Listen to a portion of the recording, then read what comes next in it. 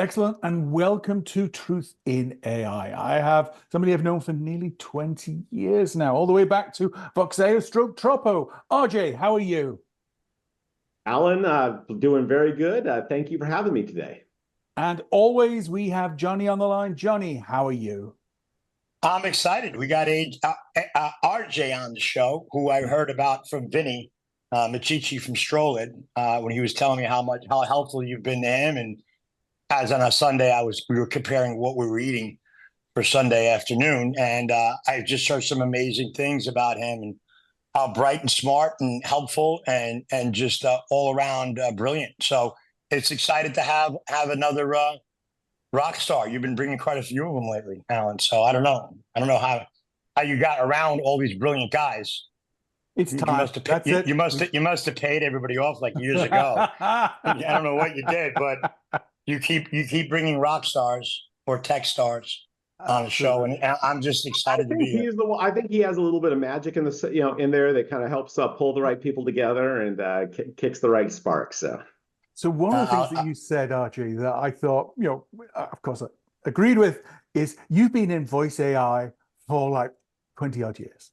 So maybe probably more than that. So it's almost embarrassing. I was at the Unparsed conference last week in London, which was so much fun. It was a lot of fun, but you realize that I was talking with folks and I'm like, shit, I've been writing natural language speech applications longer than you've been alive. And there's a sad spot where you're like, I don't know whether I should be proud or ashamed of that. The stuff is in there, and it's gone through waves of web voice portals and the voice web revolution to the current conversational AI buzzword. And it's funny, it's the same tech. It's evolved, of course. Yeah. I think that's that to me is the fun part right now.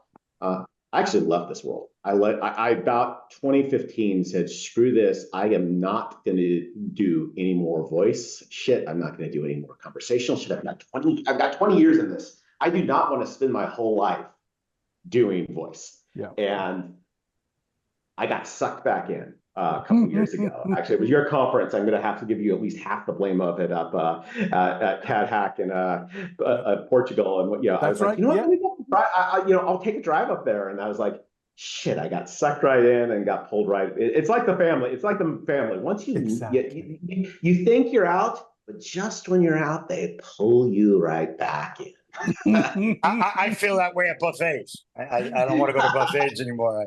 I get sucked back in. Dear. But that's a very good point, because it's just different tech, but it's still tackling the same core problems around understanding what people are saying or requesting using voice. And actually, it was Dave Horton, I believe, you met at the London conference, and who you also met in Elviro in Portugal as well at TADSummit. So Dave is, I think Dave's one of the underrated heroes of the voice industry. He's been doing work on the open source front with Jambones. Huge fan of that. It's really some great technology. If you haven't played with it, it's definitely worth it. I've been singing the praises of it since I stumbled across it, and he's a humble guy, quiet guy. And frankly, he's built some really cool voice tech and stuff to play with. So absolutely, and I go back 20-something years with Dave Horton when he was building prepaid switches. So I was a large calling card distributor. Actually, it's funny. So Pactrolis, where I think was his original company. I owned NACT, which is a competitor. So it's a crazy old world, but at Voxeo, we looked very closely at the Pactrolis platform and everything that David built, and we almost built our whole platform on that back in like 2001, 2002. Wow. On it. So it's funny when we circled notes, as with all things, it's an incestuous business. We've all been around here too long. We've all done business with each other too long. And if we go looking far enough, the bodies are all there. You just got to dig deep enough. So that's why sometimes we don't I don't like shovels. There's nothing good that happens with a shovel. But it is important to remember and understand history.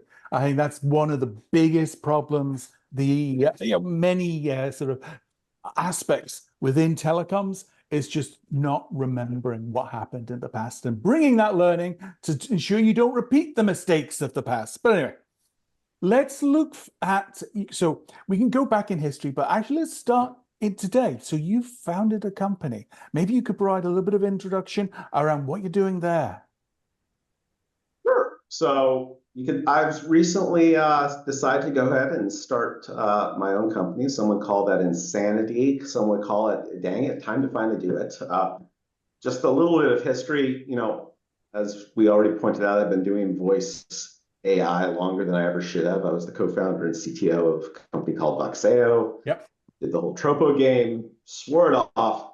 All this time, I was always not the very first. It never was my original idea. I'd meet up with some other folks and say, "Hey, wait, that's brilliant."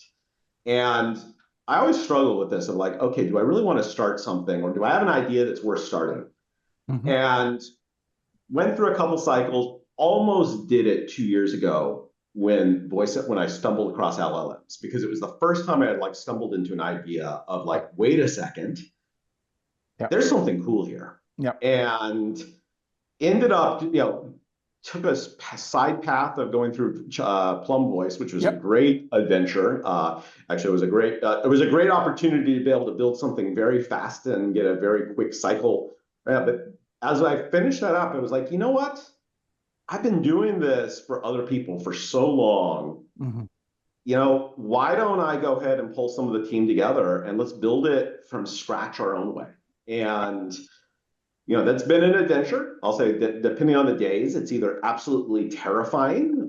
There's days, you wake up and you're like, why did I do this? What am I thinking? And other days, I'm having more fun than I have really ever, because it's it's a whole new world. There's no legacy to there's legacy of the industry, there's legacy of the problems to solve, but you get to start with a clean slate and get to do things as close to right. And listen, I'm going to stumble and make some horrible mistakes. That's the only way you're still learning, is if you screw things up. I've always said that's the bit. It's okay to make mistakes. In fact, if you're not making mistakes, you're not failing fast enough. You got to keep it moving around it. So what's Consig doing? So we are focusing first around, I'll say, the voice automation space. What the heck does that mean? Well, as I say, my foundation of the experience pyramid and our team's pyramid is voice. All of us came from voice first. It's a small group. It's about 5 of us, but between us, we have over 100 years of voice application experience, which is both sad and cool. But it's just a number, as I keep saying. It's just a number. Exactly. Don't worry about it. AI was the next, as we call it AI, I'll really put it in the lens of generative AI. And our team's been building that. Where we're focusing today, and the first round of solutions is in, I'll say, voice of the customer or brand reputation. So we've been focusing and building solutions around voice survey, customer survey, and how can we automate that experience of getting customer feedback using a virtual agent.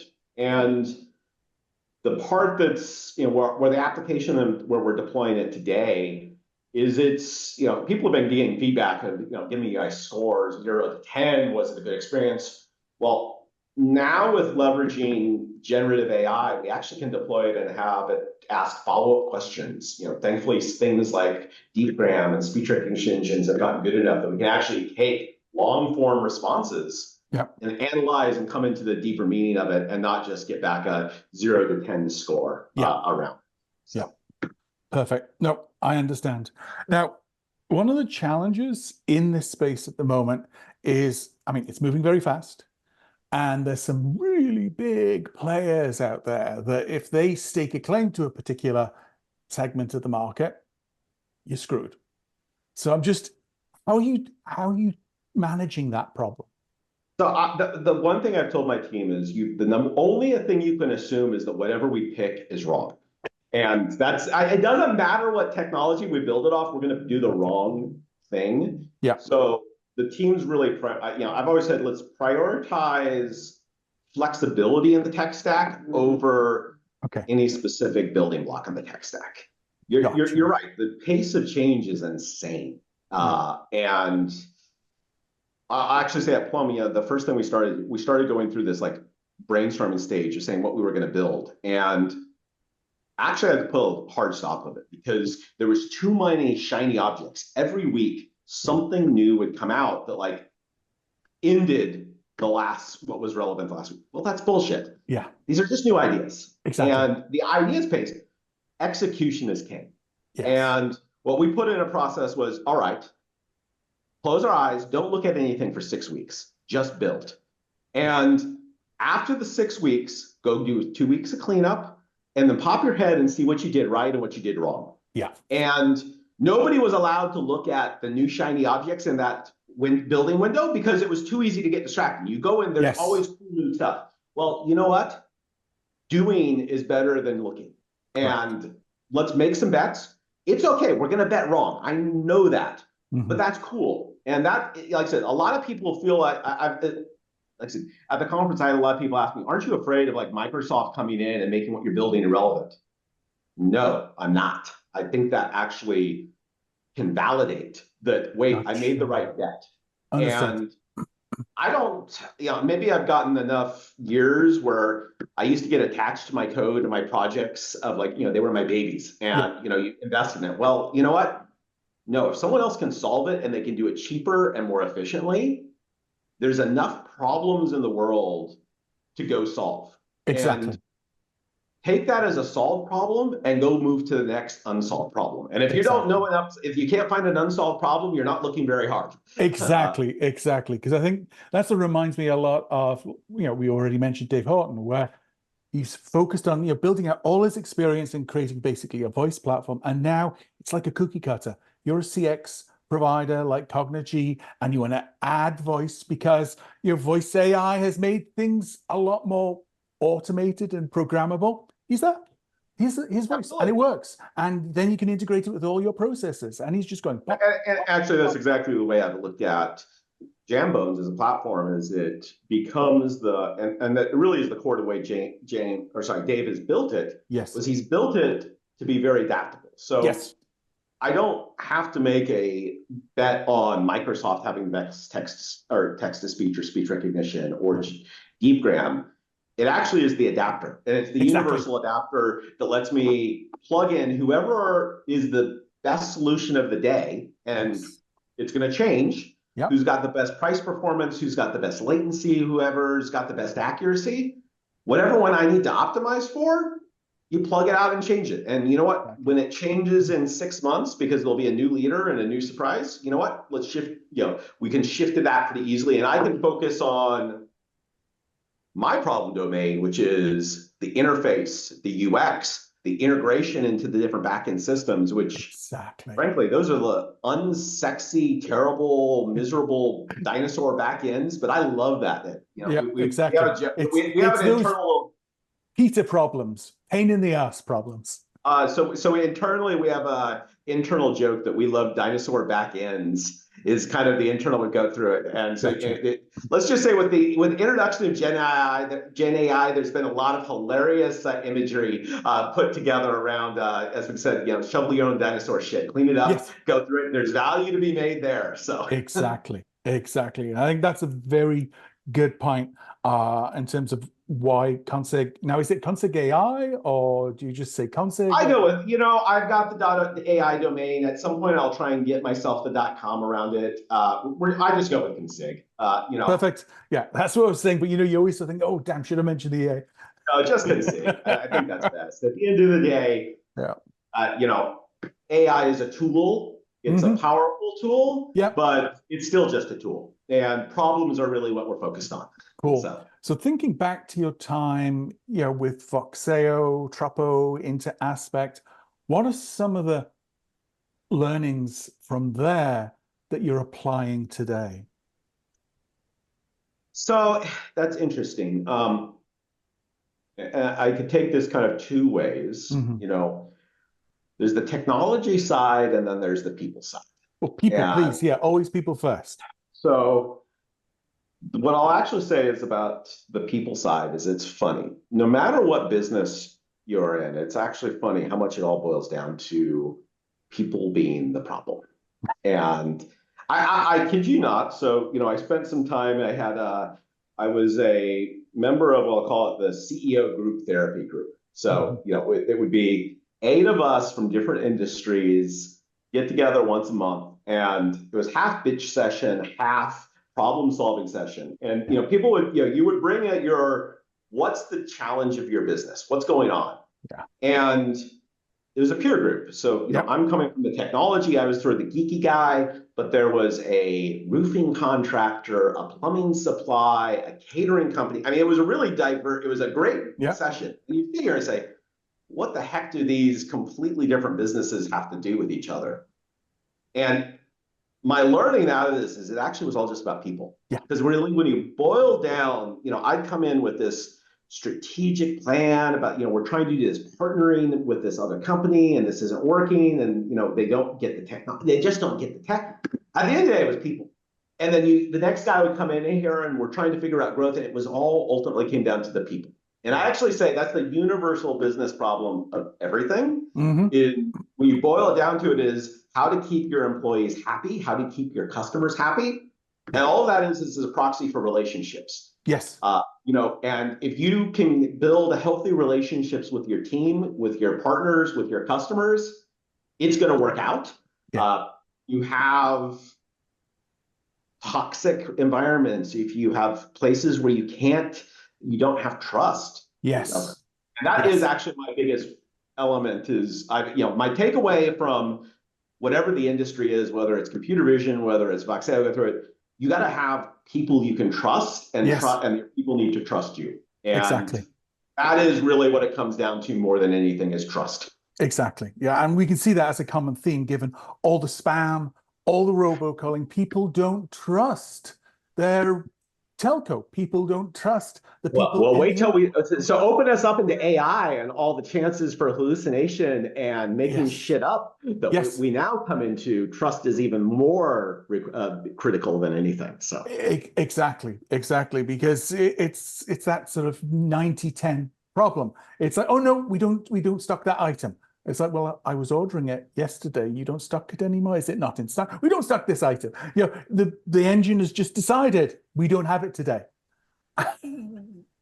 So actually, this is kind of a funny story because this topic came up at the Unparsed conference, and we were the question was, are companies going to solve their AI liability problem with just disclaimers?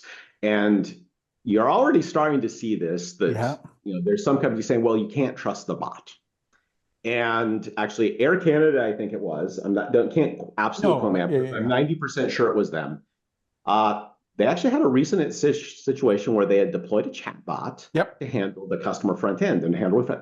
Well, the chat bot told the customer a refund policy that didn't exist. It hallucinated that and made that up. And they tried not to honor it. They said, oh, our terms and conditions say that you can't really trust the chatbot. Yeah. And the person took them to small claims court and said, listen, that is what you put in front of me as how to solve my problems. Yes. Well, how am I not supposed to trust it? And the courts held up. And I actually think this is, the question. I think this is what we're going to be facing over the next couple of years. Unfortunately, the only winners in all of this are going to be the lawyers, because they're the only ones who are really going to make money on all of this painful process. But I think what we're going to run into is we've got a lot of stuff ahead where companies are questioning of, can I deploy this or not? Can I, terms of service, protect myself or not? Yes. Well, I actually think that's all just bullshit. And we're going to get to an end result. This is me making my prediction. I think the way we're going to go through it is that if the AI ultimately is another voice for the company. Yeah. And if you deploy a chatbot, just like your employees, you're liable for it. Yes. And I will say that with an asterisk, if I call up the airline and I social engineer the agent to say, yes, you can have a round the world ticket for $1. That doesn't mean shit. Yeah. And to be honest, no reasonable person is going to expect that to be enforced. I actually think the courts are going to eventually rule and say that doesn't have to be enforced either. Because there's people have been playing and exercising that you can convince a chatbot to sell you a car for $1. Well, guess what? People can be manipulated too, and I actually think the bar we're gonna land at is a reason. Do you have would a reasonably common person have an expectation that that's truth?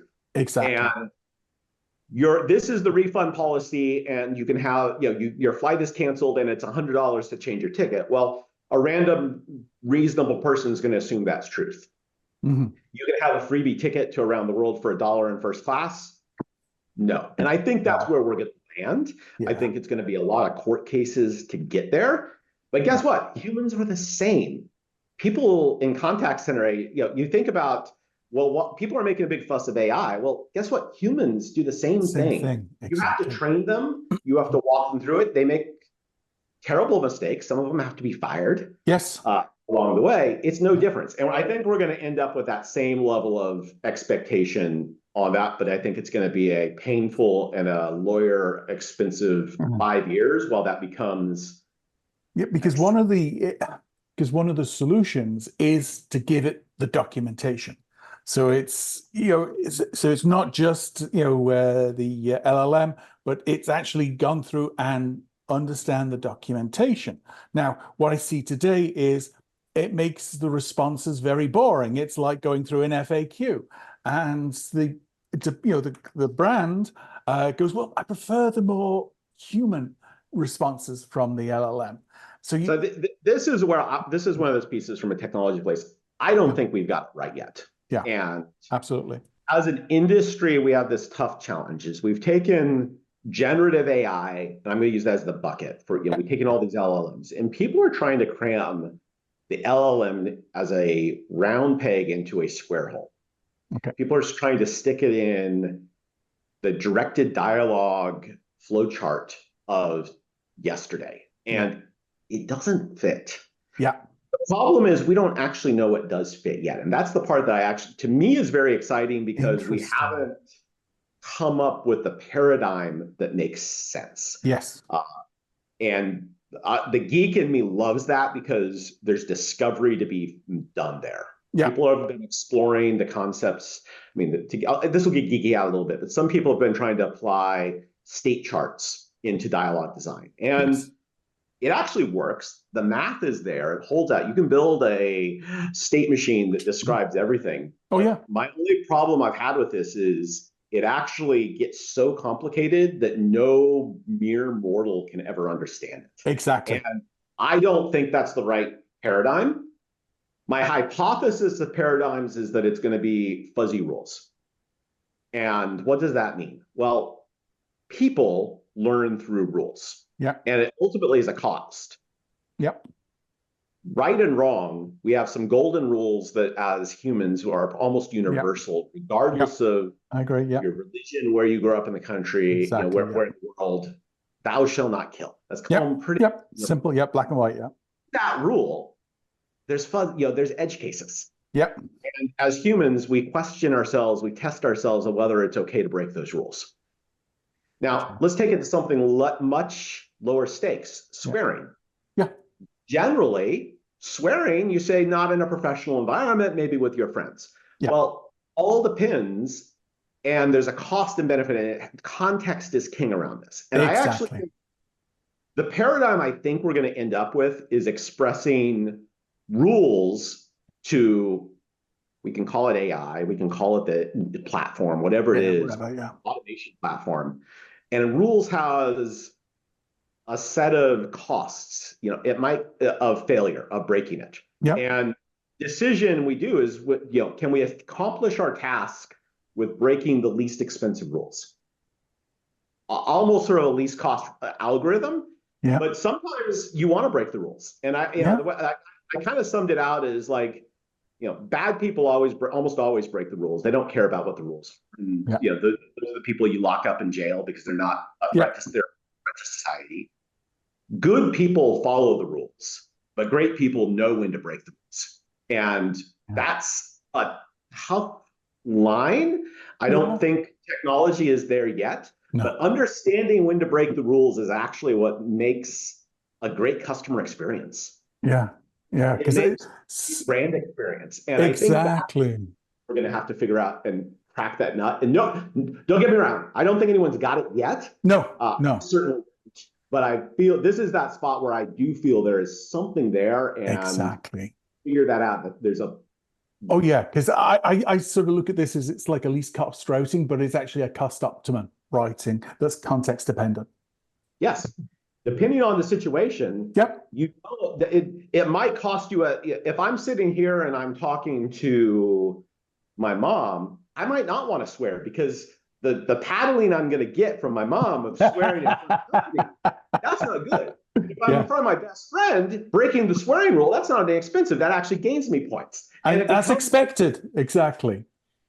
So Johnny, we've been geeking out and having a really interesting discussion. Yeah, Johnny's going to get tired of us on this one. So. No, go for it, Johnny. No, look, I love it. I mean, the only thing I got to say is if, as far as you're meeting with all those people, talking about, the problem's always people.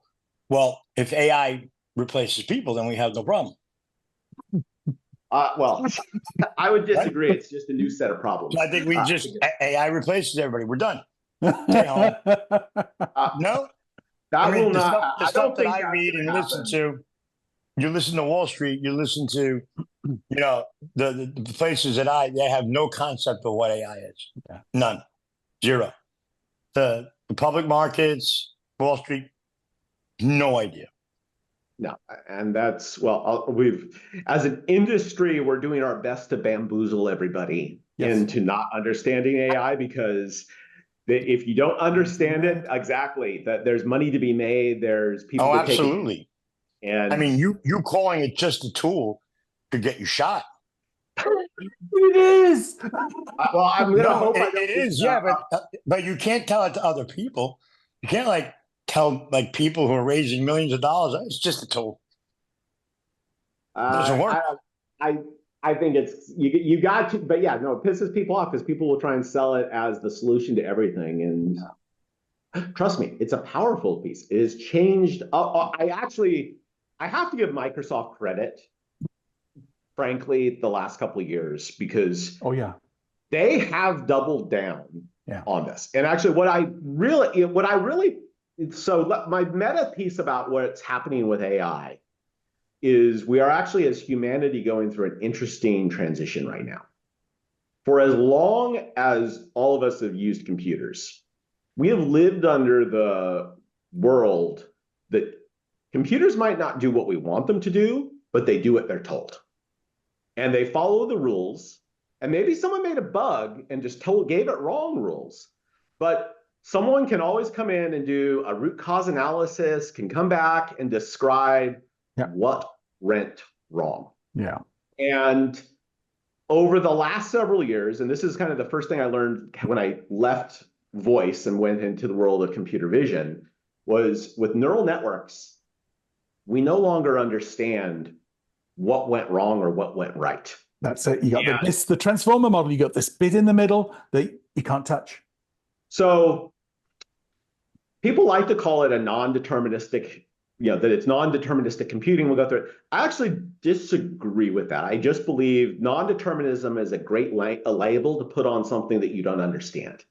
And the problem we're actually running into is that the math is actually beyond what a common person can understand anymore. The number of variables coming into it is past what we understand. Well, what's that sound like? It's actually like our brains. Why does Alan think the way he does? Well, Alan can't even explain that. Correct. But you are a product of your experiences in life. You're a product of how you grew up, where you grew up, what your parents were done. All of that made Alan who Alan is. Correct. Yeah. Is it deterministic or not? Well, I think that's a philosophy question. Yes. I tend to err on I think it's math, but I think the computation is far beyond our comprehension, that we have no way of understanding it. So we just say, well, that's non-deterministic, that's past our go through it. Well, what's going on right now with tech is for years, the math could all be understood by an engineer, mere mortals. It could be explained to a business executive, particularly in the enterprise space.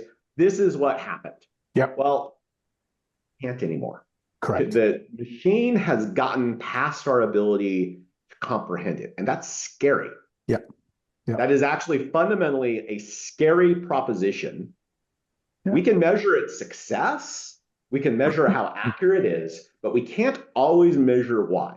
Yeah. Now, some would say, okay, well, so if we can't measure why, do we just trust results? I actually disagree with that. I think we have to study the why. We have to do our best to bring explainability, just like we study people. Yeah. Why do people make decisions that they do? If we can't just give up on trying to understand it, Yep. but it might be an impossible thing to fully understand. But that quest to understand it is important, and that needs to be applied. I think it has to go into it, but we also have to accept that we're not always going to know. Yep. And this is a scary transition. I think this is going to take 10 years for us to, as a industry, to start accepting, but I think we will, partially because we're being conditioned by it by big tech over the last several years. Yep. You used to understand why your Google results were the Google results you got. But guess what? We've all now got hyper customized based upon the fact that Alan went to a website and was shopping for power tools, that now it's always going to be a power tool thing. Yeah. Like it or not, it's in there. It knows that Alan's got to think. As long as we don't find Alan on OnlyFans, we're good. I listen. No. Some things we don't want to know, and this is important. But Privacy is RJ, well, firstly, thank you so much for being on this podcast, but also for being prepared to present at TADSummit in October. I'm really looking forward to your session. You didn't tell me that. That's like the biggest news. You're going to be presenting? Awesome. Oh, absolutely. I could not. Awesome. This weekend, I got the ping of like, hey, would you be interested? I was like, absolutely. I would love to get out to New York. So, well, get your friends, talk to people you know. Alan has become the only man of honesty in an industry, and kind of sad, actually. And a lot of people are shunning away from him because they're all making money on the grift and the scams. So you can reach out to some of the extremely credible people you know around you and say, you know what? TADSummit is the only place where there's truth. And that's the bottom line. No, it's like I said, I've actually really liked your conferences. It's a very unconference. Yes. It is. No BS. It is going to be a very full couple days. I'll tell you what, the last time I attended when you were in Portugal, it was a mind-blowing 48 hours of sessions on everything from old school SMS telephony that was like, oh my God, that still exists, to wait, this is really cool shit. Yeah. So it's going to be educational. It's going to be fun. We'll try and keep the corporate bullshit out. I'm sure there'll be too much AI bullshit, but that's for the role. So. That's one of the reasons why I wanted you presenting. Yeah. Oh, trust me, I've got I've screwed enough things up that what, let's just call it as it is, and it is what it is. And if I piss somebody off, you know what? Cool, I pissed you off. That's fine. Absolutely. Can we talk about it now? So that's excellent. So again, thank you so much, RJ. Looking forward to seeing you in October. I wouldn't miss it. So bye-bye. Ciao.